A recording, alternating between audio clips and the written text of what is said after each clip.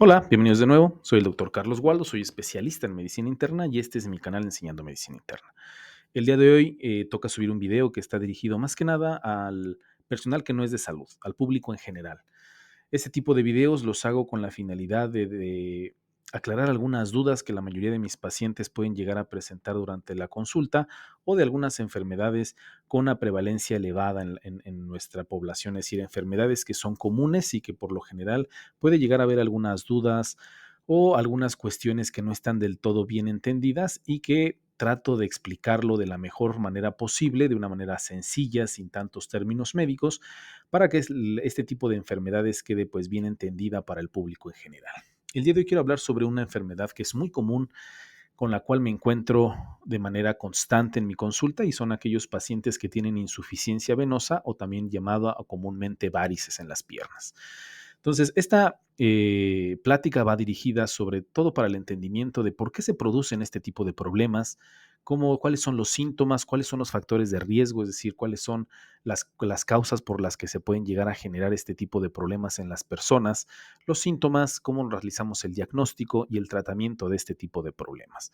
Eh, Al final de la plática lo voy a comentar un poco más, pero existen algunas cuestiones que nosotros podemos hacer para que este problema no siga avanzando y que podamos llegar a prevenir complicaciones que este problema o que esta enfermedad puede llevar a cabo. Entonces, sí es importante conocer qué es lo que está pasando en nuestra circulación. Muchos de los pacientes lo conocen como una mala circulación. No es que, doctor, tenga una mala circulación en las piernas. Ese es lo que nosotros conocemos entonces como insuficiencia venosa periférica o insuficiencia venosa crónica. Entonces, vamos a empezar con el tema, pero antes de entrar de lleno al tema, me gustaría hablarles de manera muy general o para tenerlos en contexto, qué es el sistema venoso periférico, es decir, cuál es el sistema de circulación venosa que nosotros tenemos en las piernitas. Pues bueno, la circulación venosa de los miembros inferiores, los miembros pélvicos o las piernas propiamente dicha, se realiza por medio de dos sistemas. Tenemos un sistema que es el sistema profundo, es decir, estas venas que están dentro del músculo o que están integradas al músculo y que no podemos observar, pero que se le denomina sistema venoso profundo. Tenemos otro sistema que es el sistema superficial, que es la que se encuentran más pegadas a la piel, y estos dos sistemas se van a estar conectados por unas venas que se denominan venas perforantes. Entonces tenemos dos sistemas venosos, el sistema venoso profundo que va dentro del músculo o integrado al músculo, el sistema superficial que está más pegado a la piel y las venas que comunican los dos sistemas. Esto es importante entender, sobre todo cómo funciona nuestro sistema venoso, cómo funcionan las venas en nuestras piernas para poder entender finalmente qué es lo que está pasando en la insuficiencia venosa, porque mucho de esto se debe a una mala circulación como la mayoría de los pacientes tienen. Entonces, sistema venoso periférico, profundo, superficial, comunicado por las venas perforantes. A diferencia del sistema arterial, porque en nuestro cuerpo, como ustedes saben, y si no lo saben, se los platico, tenemos dos sistemas que llevan la sangre a través de nuestro cuerpo. El sistema arterial, que va directamente del corazón, sale del corazón directamente y lleva los diferentes nutrientes o componentes que nuestros órganos necesitan: glucosa, proteínas, oxígeno, y lo lleva a los diferentes órganos o músculos que nuestro cuerpo necesita. Este sistema tiene la peculiaridad de que pues tiene el impulso del corazón. Los latidos del corazón impulsan esta sangre de una manera rápida y efectiva para que llegue a los órganos. Y tenemos el otro sistema, que es el sistema venoso, que recoge toda esa sangre de los diferentes órganos y los diferentes músculos y sistemas que tenemos en nuestro cuerpo, esta sangre que pues ya no funciona o que ya no tiene todos esos componentes que nuestro órgano requiere, para regresarla al corazón, que se vuelva a llenar de estos componentes y regresarla a los órganos para completar este círculo. Sin embargo, el sistema venoso no tiene el mismo empuje que el sistema arterial por el corazón. Sí tiene cierto componente del corazón, pero la verdad es que no es el mismo que el que tiene el sistema arterial. Entonces, el sistema venoso tiene que, o se necesitan algunos otros componentes para que la sangre regrese de una manera adecuada de las zonas más lejanas hacia el corazón.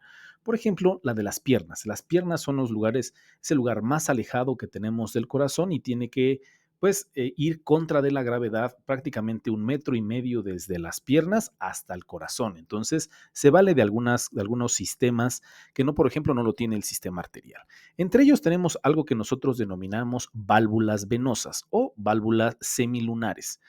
Estas válvulas venosas o semilunares lo que hacen, o la funcionalidad que tienen, es que la sangre no se regrese. Cuando tenemos el vaso sanguíneo y pasa la sangre, estas válvulas se cierran para que no se regrese la sangre. Entonces, estas válvulas las tenemos en el transcurso de todo el sistema venoso para que la sangre o el flujo sanguíneo no se regrese y por lo tanto no se estanque. Entonces, estas válvulas funcionan de esa manera. Pasa la sangre, se cierran las válvulas. Sube un poco más, se cierran las válvulas para que no haya ese retorno. Y esto ayuda a que la sangre vaya progresando desde los lugares más lejanos de nuestro cuerpo, como son las piernas, hasta el corazón. Aquí les dejo un video de más o menos cómo es el funcionamiento de estas válvulas, cómo va avanzando la sangre y se cierran estas válvulas. Van avanzando la sangre y se cierran estas válvulas y la finalidad de esto es que no se estanque y que no se regrese el flujo sanguíneo. Pero no es la única forma de que nuestro sistema venoso hace que la sangre vaya subiendo o que vaya avanzando. Existen algunos otros componentes. Como ya les comentaba, el corazón juega un papel, pero no es el más importante, o por lo menos no como en el sistema arterial, porque el sistema arterial tiene los latidos pues directamente y el sistema venoso no es así. La respiración también juega un papel importante para que la sangre venosa esté avanzando en el transcurso de todas las venas. Esto es por medio de la inhalación y la exhalación. Cuando nosotros respiramos y exhalamos, creamos como un tipo de efecto de succión, una presión negativa que hace que la sangre regrese hacia el corazón. También tenemos otro componente que es importante y que incluso va a tener una función importante en el tratamiento, que es la bomba muscular de la pantorrilla. Las pantorrillas o los músculos que tenemos en las piernas, mejor conocidos como chamorros, como las venas están dentro del sistema venoso, está dentro de estos músculos, cuando nosotros caminamos o cuando nosotros hacemos ejercicio, lo que hace es apretar la vena, apretar, como exprimirla para que la sangre siga subiendo. Entonces, también la bomba muscular de la pantorrilla es muy importante en nuestra circulación, sobre todo de nuestras extremidades. La tensión vascular, es decir, la fuerza que tienen los vasos sanguíneos, la fuerza que tienen las venas, también va a ser, perdón, también van a ser muy importantes, porque entre más duras o más firmes estén los vasos sanguíneos o las paredes de los vasos sanguíneos, va a impedir que se vuelvan guangas o que o que se empiecen a dilatar. Entonces, eso también es importante dentro de nuestro sistema venoso. Entonces, como pueden ver, el sistema venoso periférico tiene diversos factores que ayudan al retorno venoso y los pacientes que empiezan a tener insuficiencia venosa, como vamos a ver un poco más adelante, es cuando alguno de estos componentes empieza a fallar. Pero ¿qué tan común es? ¿Qué tan frecuente lo vamos a encontrar? Pues bueno, la insuficiencia venosa crónica es una enfermedad muy frecuente en la población general. Según la OMS, nos comentan que las varices son, después de las caries dentales, la enfermedad más común o con mayor prevalencia en la población mundial.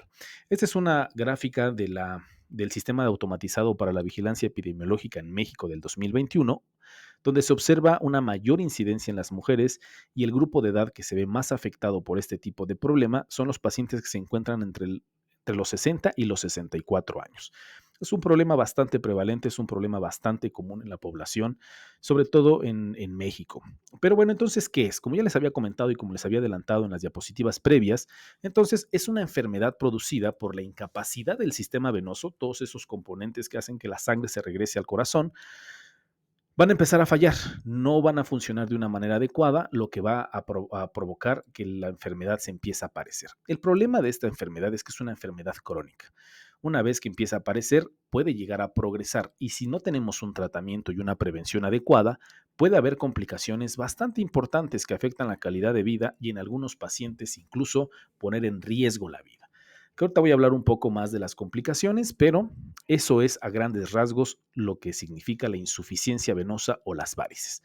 Una enfermedad producida por la incapacidad del sistema venoso para realizar un adecuado retorno, sobre todo de las extremidades, hacia el corazón. ¿Cuáles son los factores de riesgo? ¿Cuáles son los pacientes que van a estar en mayor riesgo de presentar esta enfermedad? Número uno, factores genéticos. Los factores genéticos son los más influyentes en la aparición de la insuficiencia venosa periférica de una manera directa, es decir, que es una enfermedad claramente hereditaria. Si nosotros tenemos familiares de primer orden con esta enfermedad, papá, mamá, es muy común o es muy frecuente que el paciente vaya a desarrollar este problema. ¿Qué otro factor de riesgo? Pues el simple hecho de ser mujer. Es más prevalente esta enfermedad en las mujeres que en los hombres.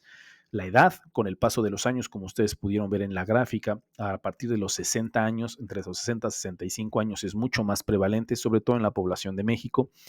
El embarazo durante la gestación, al incrementar la cantidad de sangre y la presión en las venas, pues en algunos casos se puede empezar a desarrollar. Algunas mujeres, una vez que tienen a su bebé, puede llegar a mejorar este problema, pero hay algunas otras pacientes que se quedan o permanece el problema y puede evolucionar.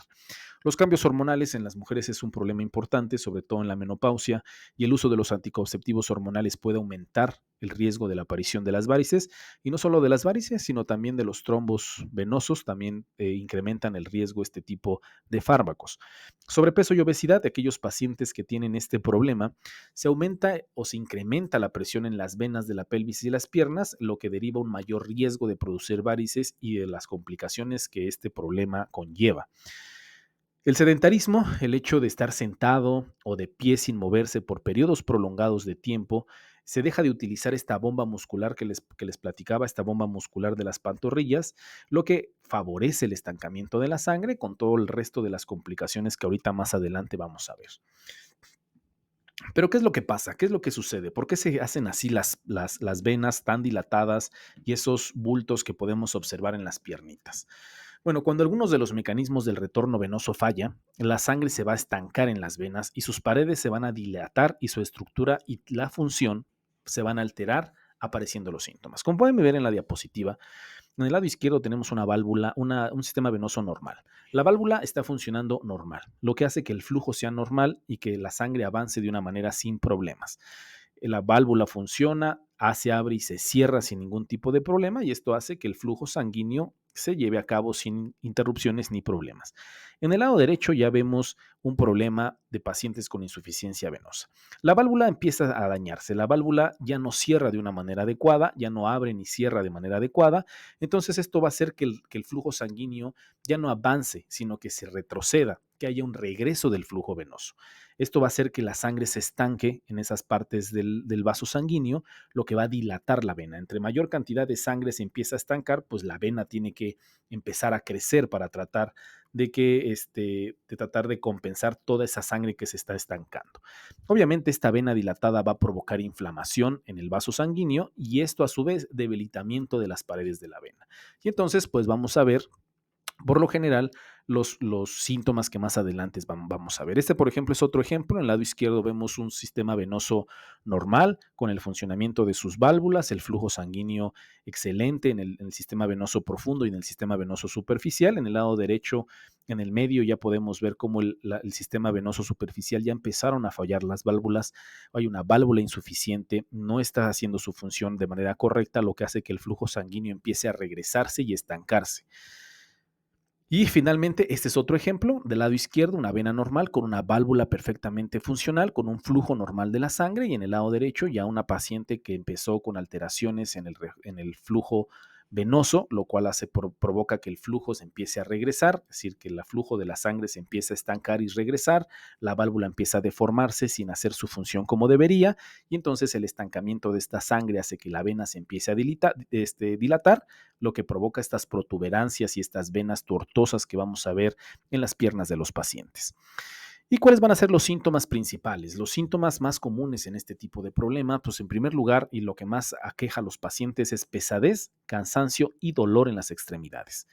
Estas molestias tienen la peculiaridad de empezar a empeorarse o empezar a acentuarse a medida que avance el día. Conforme el paciente, si está mucho tiempo de pie o mucho tiempo sentado o inclusive con el calor, estas molestias se van a empezar a incrementar. Se pueden mejorar o se pueden aliviar este tipo de problemas al elevar las piernas o con la aplicación de frío en las piernas en donde duele. Empiezan a aparecer estas arañas vasculares o como los médicos decimos telangiectasias. Estas arañitas vasculares son dilataciones de los capilares superficiales. Ese sistema venoso superficial que les comentaba que está muy pegado a la piel, pues bueno, se empiezan a dilatar esos capilares. Esas venas se empiezan a dilatar, lo que se hacen visibles y se visualizan como pequeñas líneas rojizas o violentas o como patitas de araña. Entonces, son antiestéticas y es uno de los primeros alteraciones en la piel que vamos a observar. Otro tipo de síntomas en este tipo de pacientes es la sensación de calor, enrojecimiento, sequedad y comezón o picor constante en la piel. Es algo también que los pacientes se aquejan mucho.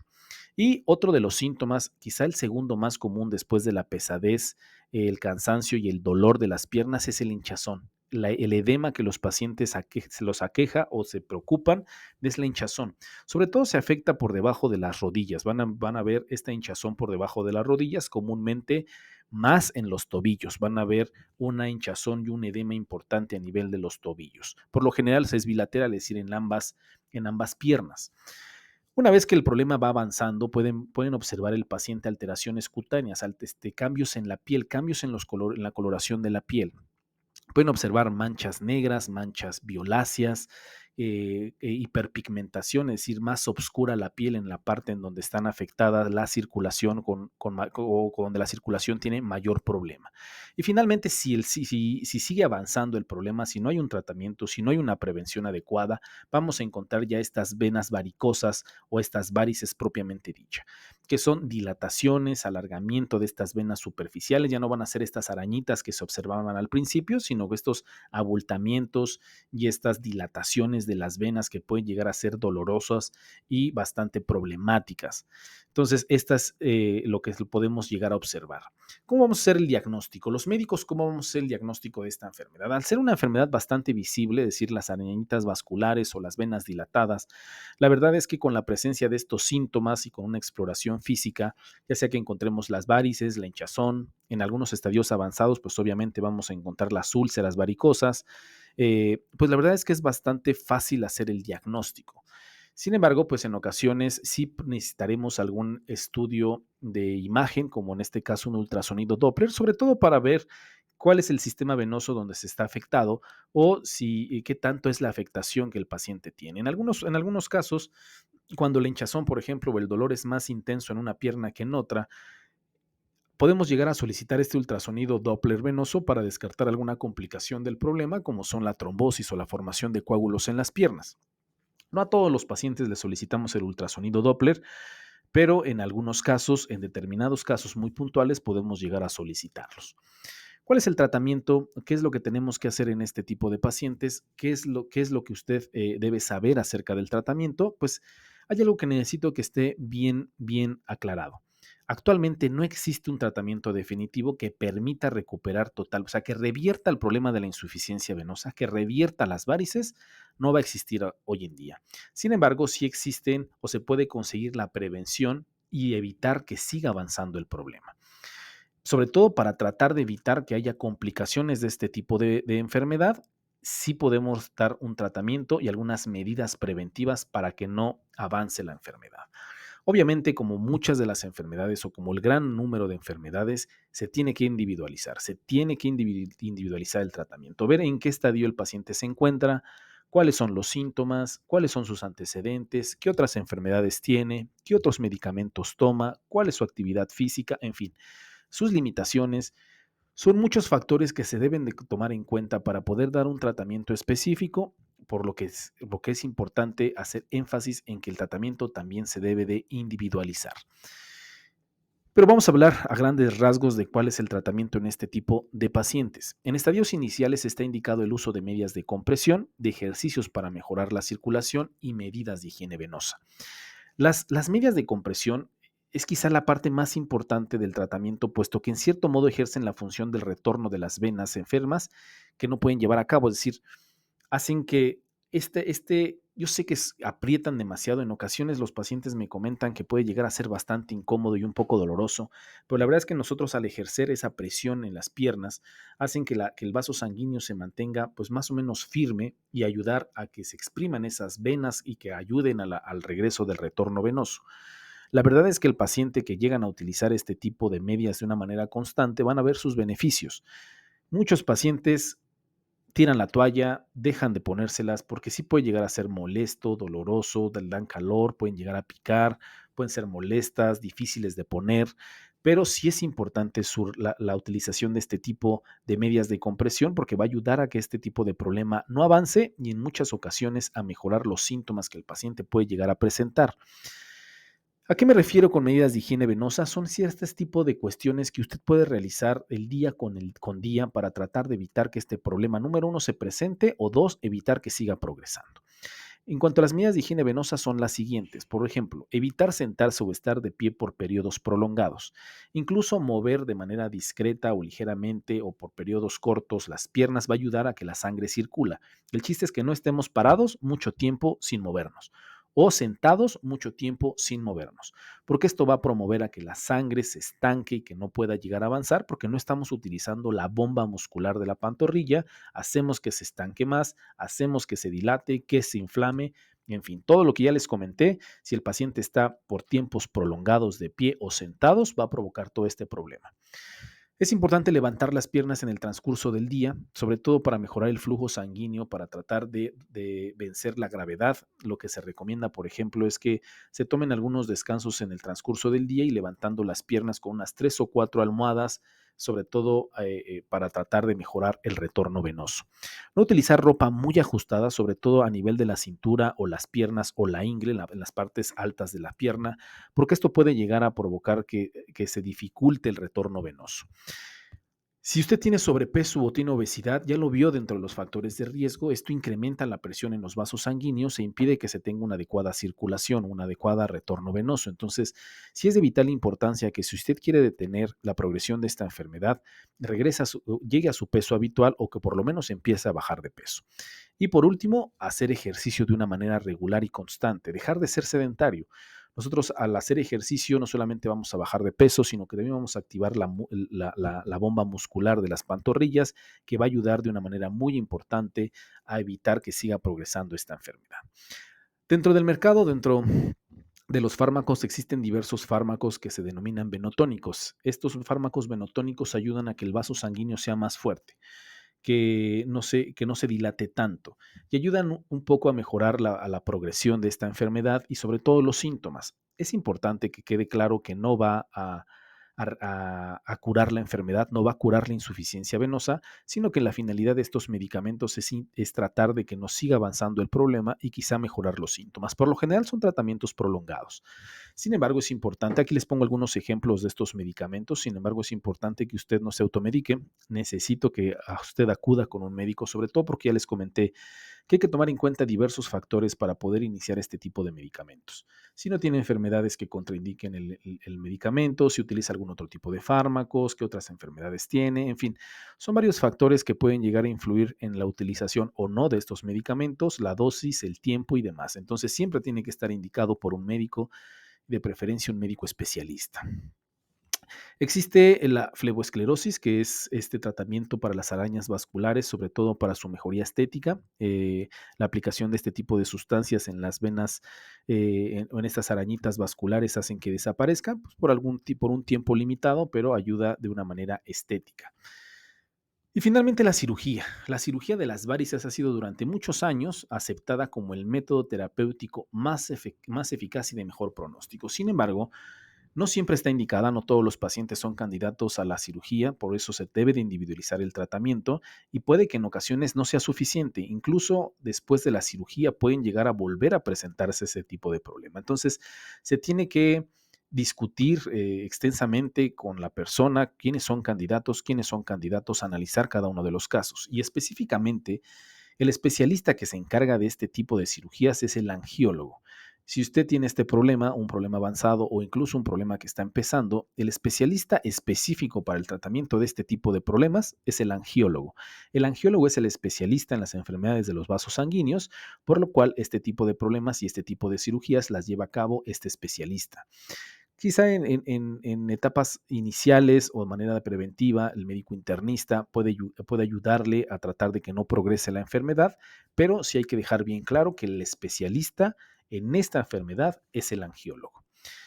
¿Por qué es importante prevenir esta enfermedad y darle un tratamiento oportuno? Porque hay complicaciones bastante importantes. Entre ellas, aunque no las únicas, puede llegar a formarse un coágulo en las piernas.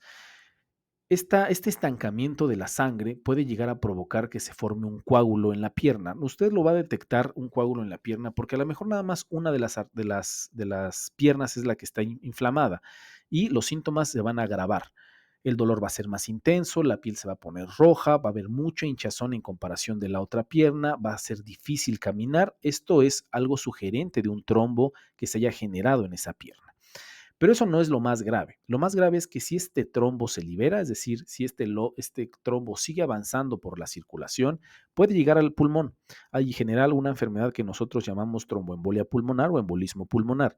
Y ese sí puede poner en riesgo su vida. Eso sí puede llegar a provocar que usted fallezca. Entonces, esta es una de las complicaciones quizá más delicadas de la insuficiencia venosa periférica, la formación del coágulo y que ese coágulo se libere. Entonces, sí es importante dar un tratamiento o hacer una prevención adecuada de esta enfermedad para no llegar a una de estas complicaciones. Y otra complicación que la verdad es que es bastante molesta en los pacientes son las varices, las úlceras varicosas. Esta lesión que se produce encima de un vasito sanguíneo y se abre el vaso sanguíneo y generalmente son lesiones que sangran de manera profusa, sangran mucho, mucho y que puede pasar mucho tiempo para mejorar.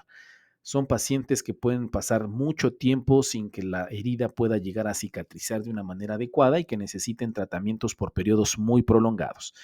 Y si el paciente tiene algunos factores de riesgo, como por ejemplo es un diabético mal controlado, un diabético descontrolado, no solamente la úlcera va a ser el problema, sino que se puede infectar esa úlcera. Entonces puede poner en jaque al paciente y complicar mucho más el pronóstico de la persona. Entonces sí es importante tratar de evitar estas complicaciones. Quizás son las complicaciones más relevantes, más importantes, no las únicas, pero quizás sí las más relevantes y que pueden disminuir la calidad de vida del paciente, inclusive poner en riesgo la vida del paciente. Es por eso que para mí es de suma importancia que usted como paciente conozca la enfermedad, qué es lo que está pasando, qué es lo que sucede, cómo la podemos prevenir, si yo tengo factores de riesgo para tener ese tipo de problema, estar al pendiente de la circulación de mis extremidades y mantener la vida lo más saludable que sea posible, uno, para tratar de que evitar de que aparezcan y dos, si aparecen, pues tratar de que sigan avanzando hasta estas complicaciones que les comenté al final. Entonces, como muchas otras enfermedades, llevar un estilo de vida sano es una de las mejores opciones para tratar de evitar la aparición o la progresión de esta enfermedad. Como ustedes vieron, mantenerse en su peso, hacer ejercicio, y esto implica mantener el peso, tener una vida saludable, incluyendo la dieta, el ejercicio. Entonces, siempre los estilos de vida saludables son la mejor opción para muchas de las enfermedades y este no es una excepción. Espero que les haya sido de utilidad. Gracias a todos. Este canal cumple un año de que empecé a subir videos. Exactamente el 3 de mayo del 2023 fue el primer video que subí a mi canal. Con este video estamos celebrando el año del canal de Enseñando Medicina Interna. Muchísimas gracias a todas aquellas personas que me siguen. Muchísimas gracias a todas aquellas personas que me han dejado un comentario positivo o algún comentario, alguna pregunta, algo dentro de mi canal. Se los agradezco mucho. Lo hago por ustedes, lo hago para ustedes y espero que sea de utilidad y que les siga siendo de su agrado el canal en los futuros videos. Que tengan un excelente día y una excelente, excelente semana.